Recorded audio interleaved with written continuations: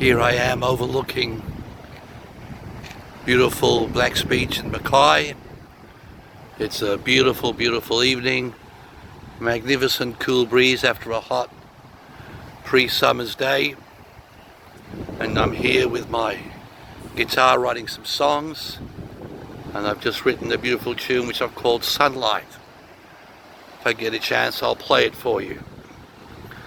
But I'm here just reflecting on what it's like to be alive and to be well and to be able to deal with the things in our lives that bother us. And I'm thinking primarily of depression, stress, anxiety. I've seen so many people in my clinic over the past little while who just suffer so much because of the way they see things and the way they think about themselves. But I've learned this: if you want to change your life, you've got to start by doing something. You know, little steps before big steps. But make a decision that you want your life back. You want to be free, you want to clear think. And once you've decided that, take those steps. And the first thing I would think about when it comes to dealing with stress, depression, anxiety, you know, if you want to change your mood, change your food. It has been said that one of the main causes of stress-related issues is a low-fat diet.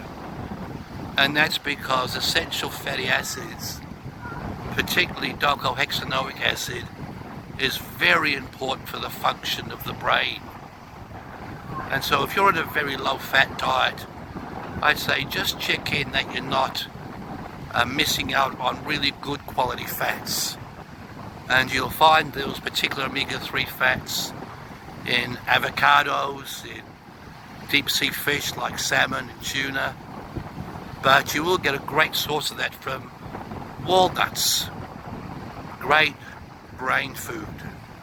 And if you're on a high sugar diet full of processed food, then you'll often heighten your anxiety and increase your sense of depression.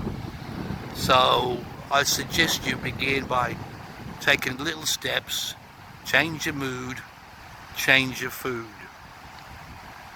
Point number 2 I want you to think about, and it's this: many of our anxieties and stress thoughts and feelings of depression come from essentially what has become our belief systems. You know, we are the products of our thinking. Bruce Lipton wrote a book called The Biology of Belief, where he taught that we are what we believe. And in my kinesiology clinic, several times now I've met people who've suffered greatly with anxiety, and when I've asked them and tested them on the statement that I'm worth loving, they just can't cope with that statement because they feel so unworthy of being able to be loved. They suffer from self-hatred. And that's because somewhere in their lives somebody has gone into the garden of their mind and said something or done something which in effect has put weeds in the garden of their mind.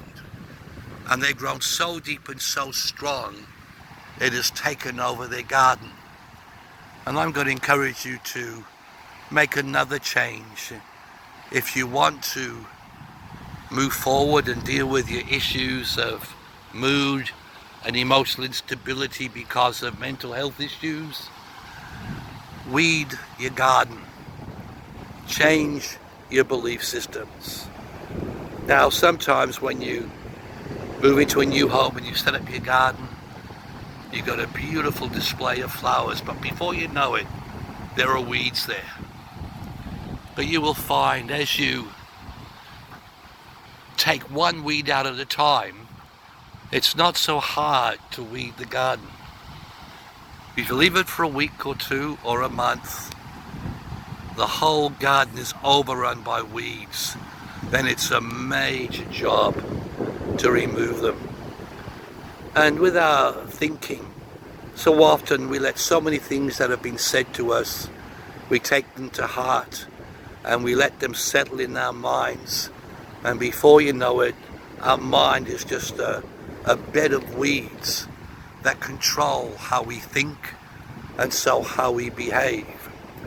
And when it gets to that point, you'll often find that you can't weed the garden on your own. You need help. You need help. And as a kinesiologist, I know I, like many others, can help you restructure the thinking of your mind so that you can believe differently about yourself and start the process of being free. But sometimes dealing with those weeds can be quite traumatic. If you heard it said all your life that you were useless, that you'll come to nothing, that you're not worth loving, that you're being rejected, you can get to a point where you believe that, and it becomes the programming of your mind, and it is very, very destructive. But there are ways of taking those thoughts by going back to those times in your past when those things were planted, and uprooting them and replacing them with affirmations, and say those affirmations until you feel them. You speak them until you feel them, and once you feel them and the emotions there, that weed is being removed and good seed is being planted in its place. There is hope for those who suffer from depression and anxiety. Change your mood, change your food, weed the garden of your mind. This is Stephen Conybeare signing off on a beautiful Mackay summer's evening.